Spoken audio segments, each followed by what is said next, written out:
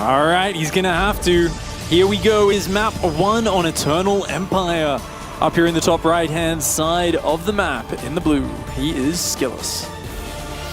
Played in the first round of this tournament against your fellow Australian, Probe actually. He was down 0-1, but was able to turn it around. And in the left bottom side of Eternal Empire, we're looking at the man, the machine, one of the best Terran players of all time. It is INnoVation. Let's just make it one of the greatest StarCraft 2 players of all time, okay? I don't know why I said Terran. You can't argue with that at this point, man. INnoVation has just won so many tournaments over so many years, still making it to a grand finals, of course, at the end of last year. And, you know, he's just so rock solid in and out over the years. Now, SKillous is a player, I've watched a lot of his PvT a year and a half ago. I remember he was a big fan of the Phoenix Colossus for a long time there. I imagine he's not still sticking with that now, right? No, he's actually a little bit more quick. Robo is actually kind of nice, because then if INnoVation would make one of those pushes, which I don't necessarily expect him to do, but if he does decide to run to the other side of the map, you could probably already have an Immortal, and one Immortal and a Guardian Shield can really slap that kind of stuff down. All right, there's going to be a few observers to kick this off for SKillous. And of course, with the quick double gas on the natural, that's going to be very useful for SKillous to build up that tech tree, going straight into the Robo Bay. So what's very important here for SKillous is that he realizes that INnoVation is actually going up to 3 bases. Because like I said, certain pushes are very scary if they do it off 2 bases. Since Inno is going very quickly up to 3 bases, you need to scout it as a Protoss, because now SKillous has all the time in the world to actually go up to 3 bases as well. He just doesn't know that yet. You can see he's a little bit worried. He's like, is something happening? Is something coming? The answer is no. He needs to expand, but you only really feel good about expanding if you know that the Terran is actually going up to 3 bases. This Widow Mine's so clever, look at that. Yeah, but it's not a kill though. That's true. I like it's very heavily bruised though, and the thing is, this just distracts the Phoenix more. Now that they're bruised, you're going to kind of say, okay, let's regenerate the shields, let's chill out for a little bit. Anything that delays that scout, even by another 30 seconds, is going to really screw up Skillous' ability to react. If this observer gets sniped as well, I mean, hopefully Skillous puts 2 and 2 together soon, but Skillous really should have been expanding already. This, oh no, this is doing way too much damage. Yeah. Imagine a world where the 4 Phoenixes spot this, because there is an observer on the south side, you lose 0 workers. Now he lost 9, and mining time, this really hurts. He's gonna lose a few more here. Oh, this is at least 2 or 3. rough. He's still only on 1 gateway as well. He can't even warp in Stalkers here. He already used that warp in at the natural. He's gone straight up to the gases on the third base as well, but I mean, this is a bit of a disaster there for SKillous. And I love that choice from INnoVation.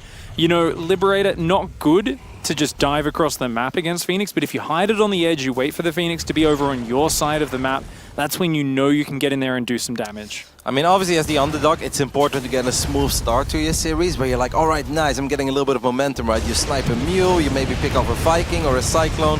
This is not the way that SKillous wanted to start a series. He just took an insane amount of damage against a unit that technically he had all the tools in the right place to shut it down before it would ever even arrive. But he missed it, that hurts. This hurts even more, -2 Phoenix. It's not looking good, pick. And he's going for a second Stargate. Still no more gateways right now. It's 1 gate into a Robo, into 2 Stargates on 3 base. SKillous is saying, look, just pure Phoenix, pure Colossus. That's what my whole game plan is based around. But remember, these Colossus will not have any attack upgrades. There's no upgrades for the Phoenix just yet. It's going to be a hard hold just to hang on to the 3 bases, let alone, I mean, getting a 4th base, I can't see that happening in a long time. I think if Inno just builds up an army, gets 2/2 upgrades, and then maybe 1 or 2 ghosts in the mix, I think he can just stim to the other side of the map and win. Before he has ghosts, it can be a little bit tricky, right? Okay, there is +1 air weapons on the way, so that's going to be nice for the Phoenix to snipe those medevacs a little bit quicker. And you can say that Colossus are always good, because they do have pretty high damage in general, but 0/0 Colossus against like 2/2 bio, they are tickling those Marauders, man. At that point, you need an insane amount of Colossus to really melt the front line of Marauders. Viking production has started up, as well as a very quick 4th command center on location. INnoVation realizing what sort of Protoss player he's up against and just being incredibly flexible. Ship weapons, second starport building, their factory's already preparing a reactor so that he can jump up to 4 Vikings at a time. And honestly, you should have a couple of Marines somewhere. He was so heavy on the Marauder. SKillous is getting an absolutely amazing they were fight on the other side of the map, Roddy. Yep, he killed a couple of Vikings there. He killed quite a few Marauders. Now he's going to pick up a few more SCPs as well. This doesn't mean that SKillous is suddenly winning this game, but that was big. That brings it back much closer to even, that's for sure. We've got the Fleet Beak in the 4th base and the Disruptor base, the Disruptor production, sorry, on the way for SKillous. Wow. And an incredible trade there, taking out a lot of the technicality, and that just pushes back INnoVation's Viking count so far. I think Inno expected quite a few Phoenix, but then he's like, then he's going to build a lot of Robo units. And SKillous was actually like, no, I'm going double Stargate very early on. I'm going to get Mass Phoenix. I'm going to get +1. And Inno, I just think he didn't really expect that. That's a cute Colossus. It's got moves pick. He's a little nervous, you know, a bit twitchy still. Hasn't really been into combat before, but look at that, batteries and cannons everywhere. I'd be nervous as well if I spawn 11 minutes into a game and I've got no upgrades. I'm like, whoa, what happened here? Here's +1, there you go. +2 is also starting up as well. A 3rd Stargate, oh man, okay. SKillous is going to go super hard on these air units. I almost feel like he's inspired by the other Russian on the ladder, King Cobra, who likes to go like mass air and then a lot of disruptors. Like, this stuff is cool and I love to play it as well, but I mean, 3-3 upgrades are on the way for Inno, man. If Inno lands like 2-3 EMPs and then he stims forward, Inno's army is gonna feel invincible. You're gonna look at the fight, you're like, whoa, Terran is good. It's like, yeah, with 6 upgrade advantage, or 5, it is indeed really good. Yeah, I mean, these Marines, when they get in mineral lines at any moment, are gonna do insane amounts of damage. There's no armor upgrades at all. That Phoenix here just guarding, they want to defend. How many Disruptors do we have? Obviously, Disruptors don't care about upgrades, and they're pretty good in making comebacks, as we've seen in that previous series. But with only 2, I have a hard time believing that you're really going to be able to get the best shots ever off. But let's just see. Maybe SKillous can give us some of that Showtime magic as well. Carry a Disruptor. What a guy. What a guy. Very cool composition. Carrier's not caring as much about EMPs either. Oh! Ooh! That could have been awesome. He should be able to win that fight, actually. I mean, the EMP is a bit scary. SKillous did leave a couple of units as well. Oh, no, you can see that the EMP connected with a lot of those Phoenixes. Okay, I think at this point, if I'm Inno and I know I'm going up against Carriers, and since there is no Storm, you can legit build like 30 Vikings, right? Like, and then you just like fly around and you just one-shot Carriers, because there's actually no Archons and there is no Storm. There are some cannons on the ground, obviously. They do provide a little bit of coverage. I actually wouldn't mind a battlecruiser swap as well. You've got such a big economy at this point. You could actually go 4 or 5 starport BC at this stage. You know, a second armory for armor upgrades would not be a bad idea. A ton of libs are going to come in. Now, they've got good splash damage, which can kind of deal with Interceptors and Phoenix, but they're very fragile when clumped up. All right, is the Viking count high enough here? We're looking at 14 Vikings. Maybe the Phoenix can get a good fight, but another very good EMP there. And look at those Carriers. They're almost out of Interceptors already. The Phoenix just disappeared. Yeah, these bio units are way too strong pick. Look at the Marauders going forward. The Disruptors are getting picked off. The Carriers are out of Interceptors, and I think that's going to be it for game number 1. Yeah, that was a very nice play there from INnoVation. Just pushing on through, not enough Disruptors on the ground. The Phoenix unable to contest the skies. And SKillous there trying to make the transition into the final army, but didn't quite get there. I mean, it looked like the Terran army is really good there, and the Terran army can... Part of the young blood in the scene that is giving us a lot of hype and passion. Watching him work his way up the ranks. He's got to work his way through a big Terran opponent though. In the bottom right, in the blue, he is SKillous. One of the many good young Protosses we currently have in Europe. On the left top side, one of the all-time greats to ever play this game. He has won pretty much everything he could possibly win, besides this one. It's INnoVation. If you talk about cementing GOAT status, if Inno would somehow end up winning this entire tournament, I mean, he's always back really hard. So whenever I see a fast robo, I'm always just keeping in my mind the idea of what if there is a 3-gate assault? I feel like these gateways are well timed for it, but I mean, the Prism's still very far away. So it's looking to me more like a 2-base Colossus opening. I think we'll see the Robo Bay go down in a second. Yeah, he takes both gases as well, so I think that's what it's starting to look like. And even though I think that's a good build, I think that is the kind of build you use in PvT if you feel like you're better than your Terran opponent, but you just want to be very safe, right? Yeah. The 2-base Colossus opener is a super safe and steady build that you can go with. It's not fantastic against a lot of things other than maybe a 3-Rex opening. Don't you think it's also better on maps where you're a bit more compact with your bases? I feel like you get really spread out getting to a 3rd and 4th base. You've got a big wide open main to be dropping.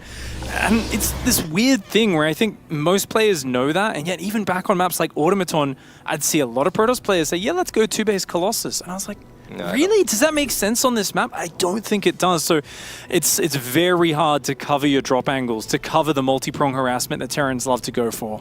I just like it if you're an underdog that you think a little crazier. I'm not saying that you have to do silly all-ins all the time, but yeah, this is a build I would use if I'm the favorite, not if I'm the underdog. So the medevac is going to fly in, like we said. You're going to have a very hard time dealing with this because you don't have Blink Stalkers, you don't have a Phoenix. That is 5 probes going down already. There's another Widowmine in the natural, and that medevac is going to get out of there. Like, this is a fantastic start for INnoVation. Yeah, very nice, very nice. Could have been worse, of course, but that is one of the weaknesses of having the gateways creating that choke point there. But anyway, the game will go on for a little bit because INnoVation is going double eBay. He is going up to 3 bases. That doesn't mean things look good for SKillous. Absolutely not. Maybe he can get enough time. Maybe he can eventually move out with the Colossus. Start poking a little bit, yeah. Right? A combination of like a couple good lasers from these Colossi and a Guardian Shield and a few force fields. It can create miracles. You know, I wouldn't mind SKillous actually going, you know, double upgrades like he's doing here, but I also wouldn't mind him, as his third gets saturated, really, obviously just chrono probes, get the upgrades, but even add Storm and just go traditional Storm Colossus, use some nice Prism drop micro, that sort of thing. There's a big window of time before INnoVation is really going to be in his face with any real threatening force. For now, it is just a single drop on the south side, the Raven clearing up the Observer. This is all light poking for INnoVation, just trying to make sure SKillous isn't leaving any openings. Now, unless I'm crazy, I don't think SKillous has extended thermal lens, right? And I don't think he's aware of that. Because he's got 2 Colossi, and I don't think... now he's making 3, so he's definitely not aware of it. He really needs to get thermal lens, because Colossus are terrible without thermal lens. INnoVation here, going to push across. Finds that main base completely undefended for now. What a series, Biggie. There's no other way to put it. This just feels like from start to finish, almost everything went wrong for SKillous. Yeah, and the Observer sees the push coming, but he... oh no! That drop gets out of the main. He unloads in the corner of the main. He'll go right back in there as this... look at this tiny army at the front, but it's just there to try and pull SKillous out of position.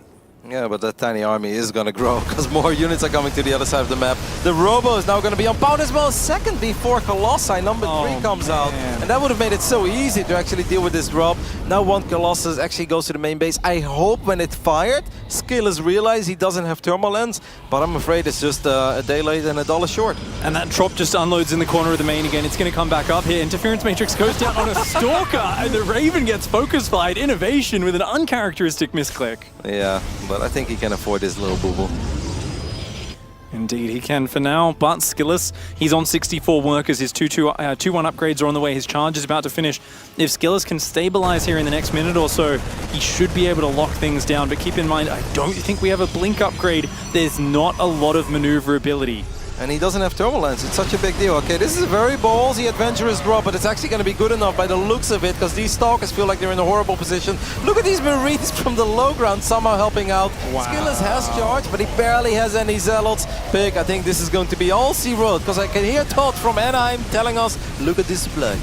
Indeed, and in this case, it is just going to be a little bit too much. The Marines, the Marauders coming through. I love INnoVation's just presence of mind to know that he can just rally across this map. Both games getting a quick third command center up, a lovely jump forwards in the economy game, and just overwhelming the young Protoss player. Just a disastrous series for SKillous, there's no other way to put it. Very well done by Inno. He obviously did what we know he's capable of. I think for SKillous, a disappointing showing, because we know that this young, talented player can do better. Yeah. But sometimes in StarCraft, I think we all know this, because we all play a lot of video games. When it rains, it pours, and sometimes it feels that nothing goes your way. This was kind of one of those best of 3s.